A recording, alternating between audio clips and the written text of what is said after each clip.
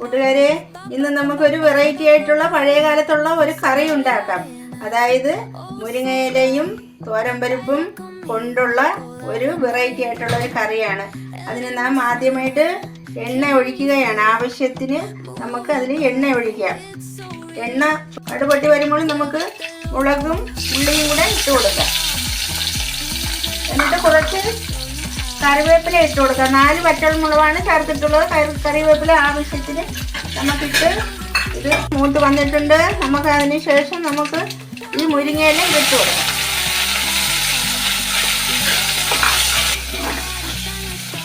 ഇപ്പോൾ മുരിങ്ങയില വാടി വന്നിട്ടുണ്ട്.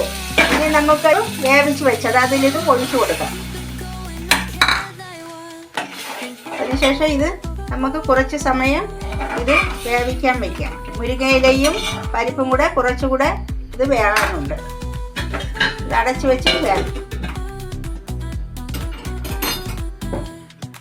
ഇത് തിളച്ച് വെന്ത് വന്നിട്ടുണ്ട്. ഇനി നമുക്ക് അതിൽ കുറച്ച് ഉപ്പ് ആവശ്യത്തിന് ചേർത്ത് കൊടുക്കാം. ഉപ്പ് നമുക്ക് ആവശ്യമുണ്ടെങ്കിൽ നമുക്ക് വീണ്ടും ചേർക്കാം. ഇപ്പം കുറച്ച് ഉപ്പ് ചേർത്തിട്ടുണ്ട്. ഇനി നമുക്ക് അതിൻ്റെ കൂട്ട് ചേർത്ത് കൊടുക്കാം. 1/4 മുറി തേങ്ങ, ജീരകം, വറ്റൽ മുളക്, ചൂരെണ്ണ അരച്ച് ചേർത്തത്, ഇതെല്ലാമാണ് ഇതിൽ ചേർത്തിട്ടുള്ളത്. ഇനി നമുക്കത് കുറച്ച് സമയം കൂടെ വേവിക്കാം.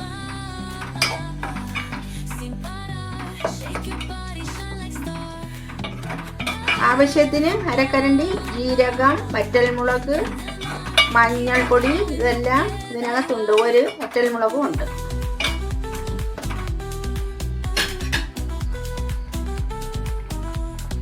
നമുക്കതിന്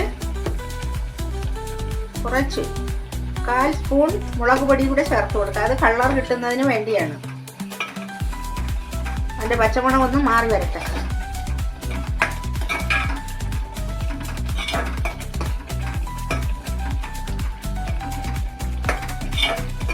അപ്പോൾ നമ്മുടെ മുരിങ്ങയിലയും പരിപ്പും തമ്മിലുള്ള കൂട്ട് റെഡിയായി വന്നിട്ടുണ്ട്. ഇനി നമുക്കതിനെ ഇറക്കി വയ്ക്കാം. ഇനി ഇതിൽ ഒരു പ്രധാന ഇൻഗ്രീഡിയൻസ് ഉണ്ട്.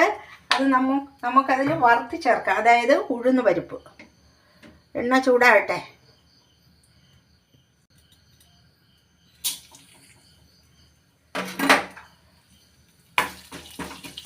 ഉഴുന്ന് പരിപ്പ് മൂത്ത് വന്നിട്ടുണ്ട്.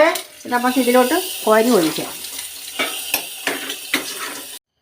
അപ്പോൾ നമ്മുടെ മുരിങ്ങയിലയും തോരൻ പരിപ്പും ഇട്ടുള്ള കറി റെഡിയായി വന്നിട്ടുണ്ട്.